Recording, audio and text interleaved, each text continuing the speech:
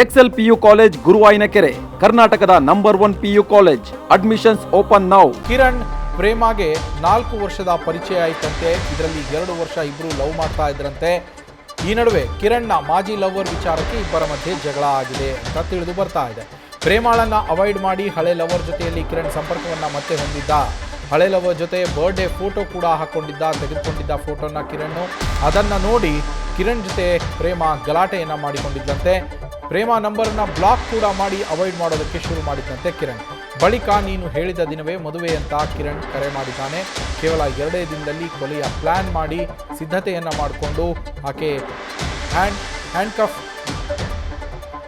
ಬೆಲ್ಟನ್ನು ಆನ್ಲೈನ್ನಲ್ಲಿ ಖರೀದಿಸಿ ಪ್ರೇಮ ಈ ಒಂದು ಕೃತ್ಯವನ್ನು ಎಸಗಿದ್ದಾಳೆ. ಬ್ಯಾಡ್ರಹಳ್ಳಿ ಠಾಣೆ ಪೊಲೀಸರಿಂದ ಸದ್ಯ ಪ್ರೇಮಾಳ ವಿಚಾರಣೆ ಇನ್ನೂ ಕೂಡ ಮುಂದುವರೆದಿದೆ.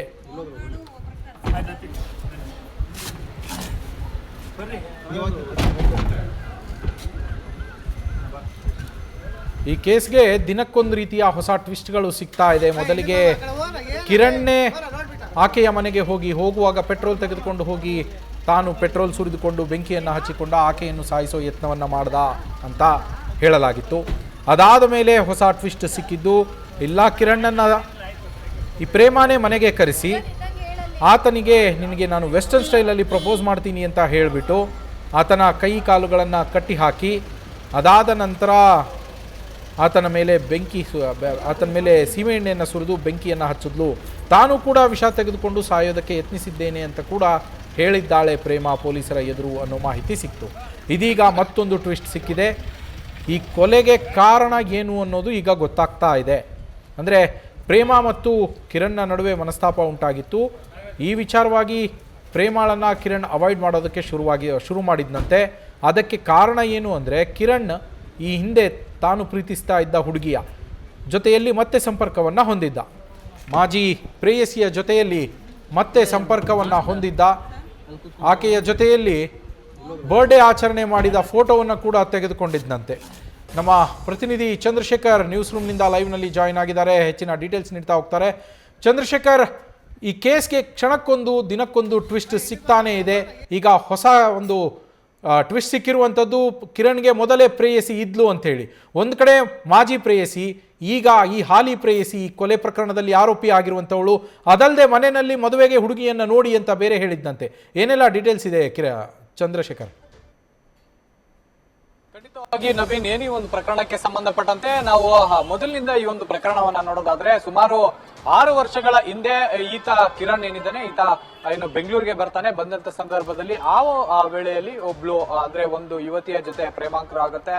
ಆ ಒಂದು ಪ್ರೇಮಾಂಕುರ ಕಳೆದ 2-3 ವರ್ಷಗಳ ಹಿಂದೆ ಬ್ರೇಕಪ್ ಆಗುತ್ತೆ. ಬ್ರೇಕಪ್ ಆದ ನಂತರ ಅಂದ್ರೆ 4 ವರ್ಷದಿಂದ ಕೂಡ ಏನು ಪ್ರೇಮಾಳ ಜೊತೆ ಒಂದು ಸ್ನೇಹ ಇರುತ್ತೆ. ಆದ್ರೆ ಕಳೆದ 2 ವರ್ಷಗಳ ಹಿಂದೆ ಕೂಡ ಇಬ್ರು ಕೂಡ ಒಂದು ಪ್ರೀತಿ ಮಾಡ್ತಾ ಇರ್ತಾರೆ. ಆ ಒಂದು ರಿಲೇಶನ್ಶಿಪ್ ನಲ್ಲಿ ಇದ್ದಂತ ಸಂದರ್ಭದಲ್ಲಿ ಈ ಹಿಂದೆ ಇದ್ದಂತ ಪ್ರೀತಿಯ ವಿಚಾರವಾಗಿ ಕಿರಣ್ ಪ್ರೇಮಾಳ ಬಳಿ ಹೇಳ್ಕೊಂಡಿರ್ತಾನೆ. ಈ ರೀತಿಯಾಗಿ ನಾನು ಒಂದು ಹುಡುಗಿಯನ್ನ ಪ್ರೀತಿ ಮಾಡ್ತಾ ಇದ್ದೆ, ಆದ್ರೆ ಇಬ್ರಿಗೂ ಕೂಡ ಏನು ಸರಿ ಹೋಗ್ಲಿಲ್ಲ. ಈ ಹಿನ್ನೆಲೆಯಲ್ಲಿ ನಾವು ಬ್ರೇಕಪ್ ಮಾಡ್ಕೊಂಡ್ವಿ ಅನ್ನುವಂತಹ ಮಾತುಗಳನ್ನು ಕೂಡ ಪ್ರೇಮಾಳ ಬಳಿ ಹೇಳಿರ್ತಾಳೆ. ಆದ್ರೆ ಎಲ್ಲೊಂದ್ ಕಡೆ ಈ ಒಂದು ವಿಚಾರಕ್ಕೆ ಸಂಬಂಧಪಟ್ಟಂತೆ ಆ ಒಂದು ಟಾಪಿಕ್ ಅಲ್ಲಿಗೆ ಮುಗ್ದಿರುತ್ತೆ. ಬಟ್ ಯಾವಾಗ ಇತ್ತೀಚೆಗೆ ಅಂದ್ರೆ ಈ ವಿಚಾರವಾಗಿ ಅಂದ್ರೆ ಕಳೆದ 2 ವರ್ಷಗಳಿಂದ ಕೂಡ ಪ್ರೀತಿಯಲ್ಲಿ ಇದ್ರೂ ಸಹ ಮದುವೆ ಅನ್ನೋ ವಿಚಾರ ಬಂದಂತಹ ಸಂದರ್ಭದಲ್ಲಿ ಪ್ರೇಮಾಳ ಜೊತೆ ಮದುವೆ ಆಗ್ಲಿಕ್ಕೆ ಅಂದ್ರೆ ಡೇಟ್ ಮುಂದಕ್ಕೆ ಹಾಕ್ತಾ ಇದ್ದ ಕಿರಣ್ ಅಂತ ಹೇಳ್ತಾ ಇದ್ಲು. ಆ ಹಿನ್ನೆಲೆಯಲ್ಲಿ ಈತನ ಮೇಲೆ ಒಂದು ಡೌಟ್ ಕೂಡ ಶುರುವಾಗುತ್ತೆ. ಡೌಟ್ ಶುರುವಾದಂತ ಹಿನ್ನೆಲೆಯಲ್ಲಿ ಕೆಲವೊಂದು ಆಮಿಷಗಳನ್ನ ಕೂಡ ಕೊಟ್ಟಿರುವಂತಹದ್ದು ಮೇಲ್ನೋಟಕ್ಕೆ ಗೊತ್ತಾಗ್ತಾ ಇರುವಂತದ್ದು. ಯಾಕೆಂತಂದ್ರೆ 4 ಲಕ್ಷದ ಒಂದು ಬೈಕ್ ಅನ್ನ ಕೊಡಿಸ್ತೇನೆ, ಜೊತೆಗೆ ಒಂದು 50,000 ರೂಪಾಯಿದು ಒಂದು ಮೊಬೈಲ್ ಅನ್ನು ಕೂಡ ಕೊಡಿಸ್ತೇನೆ, ಮತ್ತೆ ಒಟ್ಟಾರೆಯಾಗಿ 4.5 ಲಕ್ಷ ರೂಪಾಯಿ ಗಿಫ್ಟ್ ಅನ್ನ ನಾನು ನಿಮ್ಗೆ ಕೊಡಿಸ್ತೇನೆ ಅನ್ನುವಂತಹ ಆಮಿಷವನ್ನ ಪ್ರೇಮ ಕಿರಣ್ಗೆ ಕೊಟ್ಟಿದ್ಲು ಅಂತ ಕೂಡ ಹೇಳಲಾಗ್ತಾ ಇದೆ. ಈ ಹಿನ್ನೆಲೆಯಲ್ಲಿ ಎಲ್ಲೊಂದ್ ಕಡೆ ಈ ಹಿಂದೆ ಬ್ರೇಕಪ್ ಆಗಿದ್ದಂತಹ ಯುವತಿಯ ಜೊತೆ ಮತ್ತಷ್ಟು ಟಚ್ಗೆ ಹೋಗ್ತಾನೆ. ಟಚ್ಗೆ ಹೋಗಿ ಆಕೆಯ ಒಂದು ಬರ್ತ್ಡೇ ಸೆಲೆಬ್ರೇಷನ್ ನಲ್ಲೂ ಕೂಡ ಭಾಗಿಯಾಗಿ ಆ ಒಂದು ಫೋಟೋಗಳನ್ನ ಸ್ಟೇಟಸ್ ನಲ್ಲೂ ಕೂಡ ಹಾಕೊಂಡಿರ್ತಾನೆ ಕಿರಣ್ ಅಂತ ಹೇಳಿ ಗೊತ್ತಾಗ್ತಾ ಇರುವಂತಹದ್ದು. ಈ ಹಿನ್ನೆಲೆಯಲ್ಲಿ ಎಲ್ಲೊಂದ್ ಕಡೆ ಈಗಾಗಲೇ ಕಿರಣ್ ಪ್ರೇಮಾಳ ಫೋನ್ ಅನ್ನ ಅವಾಯ್ಡ್ ಮಾಡುವಂತ ಅಥವಾ ಆಕೆಯ ಒಂದು ನಂಬರ್ ನ ಬ್ಲಾಕ್ ಮಾಡುವಂತಹದ್ದು, ಈ ತರ ಒಂದು ಕೆಲಸಗಳನ್ನ ಮಾಡ್ಕೊಂಡ್ ಬರ್ತಾ ಇದ್ದ. ಇದರ ಜೊತೆಯಲ್ಲೇ ಮಾಜಿ ಪ್ರೇಯಸಿಯ ಜೊತೆಯಲ್ಲಿ ಒಂದು ಫೋಟೋವನ್ನ ಕೂಡ ಕ್ಲಿಕ್ಕಿಸಿಕೊಂಡಿದ್ದ ಅನ್ನುವಂತಹ ಎಲ್ಲ ಕೂಡ ಈಕೆಗೆ ಸಾಕಷ್ಟು ಪಾಸಿಟಿವ್ನೆಸ್ ಕಾಡ್ಲಿಕ್ಕೆ ಶುರುವಾಗಿದೆ. ಈ ಹಿನ್ನೆಲೆಯಲ್ಲಿ ಆತನನ್ನ ಕೊಲೆ ಮಾಡಲೇಬೇಕು ಅನ್ನುವಂತಹ ವಿಚಾರಕ್ಕೆ ಸಂಬಂಧಪಟ್ಟಂತೆ ಕಳೆದ 2-3 ದಿನಗಳಿಂದ ಕೂಡ ಸ್ಕೆಚ್ ಹಾಕಿರುವಂತಹದ್ದು ಸಿನಿಮೀಯ ರೀತಿಯಲ್ಲಿ. ಅಂದ್ರೆ ಈಗ ಈತ ನನ್ನ ಮನೆಗೆ ಕರ್ಸ್ಕೊಂಡಂತ ಸಂದರ್ಭದಲ್ಲಿ ನಾನು ಯಾವ ರೀತಿ ಆತನಿಗೆ ಡೌಟ್ ಬಾರದ ರೀತಿಯಲ್ಲಿ ನಡ್ಕೋಬೇಕು ಅನ್ನುವಂತ ಹಿನ್ನೆಲೆಯಲ್ಲಿ ಏನು ಸೀಮೆ ಎಣ್ಣೆ ಮತ್ತೆ ಪೆಟ್ರೋಲ್ ಎರಡನ್ನ ತೆಗೆದುಕೊಂಡು ಬಂದು ಎರಡನ್ನ ಮಿಕ್ಸ್ ಮಾಡಿ ಬಾತ್ರೂಮ್ ನ ಅಂದ್ರೆ ಬೆಡ್ರೂಮ್ ನ ಬಾತ್ರೂಮ್ ನಲ್ಲಿ ಒಂದು ಬಕೆಟ್ ನಲ್ಲಿ ಇಟ್ಟಿರ್ತಾಳೆ.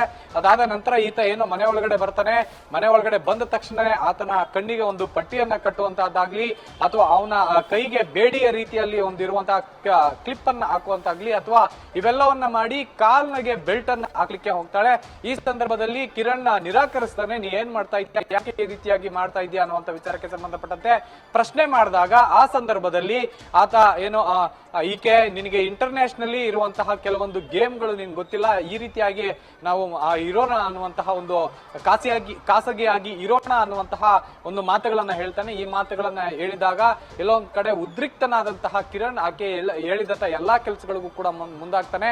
ಈ ಸಂದರ್ಭದಲ್ಲಿ ಕಣ್ಣಿಗೆ ಪಟ್ಟಿ ಹಾಕಿರ್ತಾಳೆ, ಜೊತೆಗೆ ಕೈಗೆ ಬೇಡಿಕೆಯ ರೀತಿಯಲ್ಲಿ ಒಂದು ಕ್ಲಿಪ್ ಅನ್ನ ಕೂಡ ಹಾಕಿರ್ತಾಳೆ. ಅದನ್ನ ಹೊರತುಪಡಿಸಿದ್ರೆ ಕಾಲಿಗೆ ಒಂದು ಬೆಲ್ಟ್ ರೀತಿಯಲ್ಲಿ ಹಾಕಿ ಕಾಲುಗಳನ್ನು ಕೂಡ ಕಟ್ಟಿ ಹಾಕಿ ಬೆಡ್ ಮೇಲೆ ನೂಕ್ತಾಳೆ. ಬೆಡ್ ಮೇಲೆ ನೂಕಿದ ತಕ್ಷಣ ನಾನು ರೆಸ್ಟ್ ರೂಮ್ಗೆ ಹೋಗಿ ಬರ್ತೀನಿ ಅನ್ನುವಂತಹ ಮಾತುಗಳನ್ನ ಹೇಳಿ ಏಕಾಏಕಿ ಬೆಡ್ರೂಮ್ ನ ಒಳಗೆ ಅಂದ್ರೆ ಆ ಒಂದು ಬಾತ್ರೂಮ್ ನ ಒಳಗಡೆ ಇಟ್ಟಿದ್ದಂತಹ ಸೀಮೆ ಎಣ್ಣೆ ಜೊತೆಗೆ ಪೆಟ್ರೋಲ್ ಎರಡನ್ನು ಮಿಕ್ಸ್ ಮಾಡಿದಂತಹ ಲಿಕ್ವಿಡ್ ಅನ್ನ ತಗೊಂಡ್ಬಂದು ಏಕೈಕಿ ಈತನ ಮೇಲೆ ಸುರಿದು ಬೆಂಕಿ ಹಚ್ತಾಳೆ. ಯಾವುದೇ ರೀತಿಯಾಗಿ ನನಗೆ ಮೋಸ ಮಾಡ್ತೀಯ ಅನ್ನುವಂತಹ ಒಂದೇ ಒಂದು ಪದವನ್ನ ಬಿಟ್ರೆ ಬೇರೆ ಯಾವುದೇ ರೀತಿಯಾದಂತಹ ಕಾನ್ವರ್ಸೇಷನ್ ಅದಾದ ನಂತರ ಆಗೋದಿಲ್ಲ.